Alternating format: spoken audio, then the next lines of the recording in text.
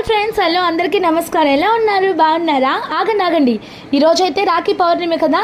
అందరికీ కూడా మన సబ్స్క్రైబర్లు ఎవరైతే ఉన్నారో వాళ్ళందరికీ కూడా, మీ చెల్లెళ్ళు ఎవరైతే ఉన్నారో వాళ్ళందరితో రాఖీలు కట్టించేసుకోండి. అక్కలు ఉన్న వాళ్ళు కూడా రాఖీ కట్టించేసుకోండి.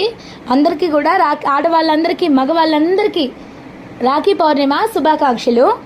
నిన్న సండే కదండి, ఎప్పుడు చికెన్ బిర్యానీలు లేదా చికెన్లే చేయాల్సి వస్తుంది. నిన్నైతే అవంతా ఏం చేసుకోలేదు. సింపుల్గా కొబ్బరన్నం వండేసి పెరుగు పులుసు చేసేసాను అంతే. చికెన్ కూడా తెచ్చుకోలేదు, ఏమో తినాలనిపించలేదు. ఎప్పుడు చికెన్తో చేసే వెరైటీస్ అన్నీ అంతేనా అనిపించింది. సో కమ్మని కొబ్బరి పాలతో, స్వచ్ఛమైన కొబ్బరి పాలతో కొబ్బరన్నం తయారు చేశాను.